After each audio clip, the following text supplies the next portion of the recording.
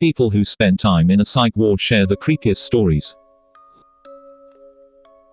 On my second night there, I heard screaming in the halls. The doors had no lock, so another girl, probably about my age, early 20s, kicked my door open and stood in the doorway, staring at me with wide eyes and a knife in her hand.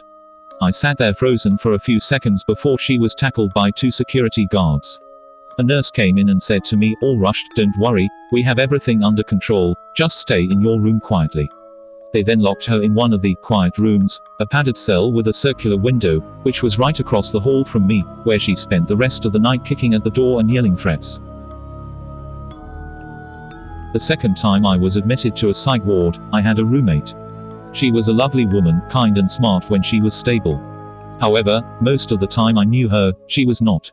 She had bipolar disorder, complicated by periods of schizophrenic manic phases. She saw butterflies on the walls in the middle of the night. She ran naked from room to room. She called me horrible names, told me terrible stories from her youth. Rooming with her was a nightmare. When I complained that I wasn't able to sleep, and was a little scared, an orderly filled me in on the details. The middle-aged woman I was sharing a room with was a beloved Spanish teacher at the local high school. She had taught there many years, and every year, about 2 weeks after school ended, she would have an episode exactly like the one she was currently having and recover in a few weeks. Up until now, she had never hurt anyone, so I should be fine, and I was left in that room. The most interesting thing I can think of is one time we lit a mattress on fire so that the fire alarms would go off and all the doors would unlock. This took a few days to plan, as one person's job was to secure the matches from a visitor.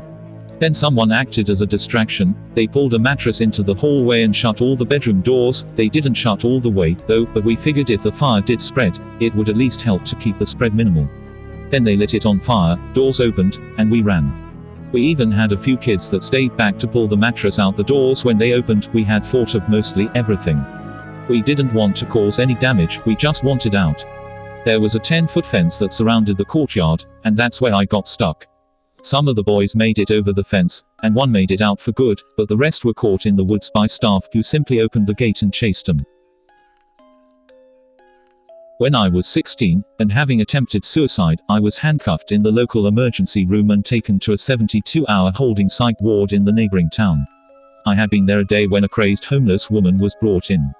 After lunch, while we were watching TV, the crazed lady went into the hallway, punched a glass case which held pictures of doctors, ripped out the pictures, and proceeded to eat the nails that held the pictures in place. She was tackled by the staff and given a shot to calm the F down. She did.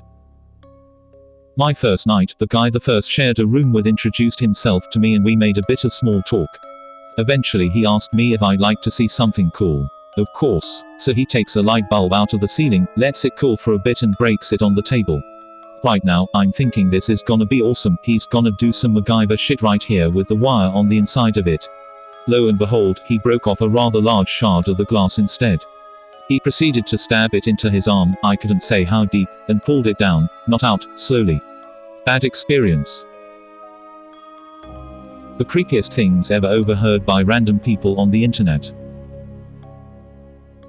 I was sitting in my room quietly working on homework. I was in college at the time, and overheard 2 men, one of whom lived in the room next to me, calmly discussing the best way to sexually overpower me. It was 10 a.m. and they were already drinking beer. They were discussing tactics like drugging my food or drink, or physically overpowering me on my way to the bathroom, either very early or late when no one would be awake to hear me scream. They then started discussing the vile things they wanted to do, mostly involving harming me in vicious and inventive ways. I speak a small amount of Russian. Not enough to get me through a conversation, but after watching a bunch of videos and trying to learn the language, I can understand a fair amount more than I can speak. I was in Toronto walking down the road and there were 2 guys, Russian, sitting and talking in Russian at a table. I overheard 4 words. Dead body, murder, and what was essentially dispose. I turned pale and got the fuck out of there. When I was at In-N-Out at 1 a.m. having your average post-drinking midnight meal, there was a homeless guy in the corner, quite dirty and obviously trying to subtly eat some leftovers someone left because he was hungry. Some drunk frat brothers were making fun of him, telling him to go back to his hole and other insults. After a few minutes of this, the homeless guy got up, stood on his table, and literally put a curse on him. I forget his exact wording because the scene was so shocking and I couldn't believe what I was seeing, hearing, but it was something to the effect of, I hereby curse you never to father healthy children and to die a painful death without love in the next year. You will be tortured by Satan for all eternity, I swear it. The employees called the cops and the homeless dude left. I was in a PART train car with about 10 or 11 businesswomen. All middle-aged, all looking pretty damn professional. 8 or 9 of them looked pretty damn sexy, if I do say so myself. They were going on about how to trick men into getting them pregnant. Not even to trap them in a relationship. They just had the baby rabies. Like they left a convention or something. I made eye contact with another dude on the train. I'm pretty sure we were thinking the same damn thing. Send the money back to Jamaica or everyone's gonna die. I was waiting at a bus stop when a woman walked past me, screaming this into her phone. I'd very much like to find out if they sent the money back.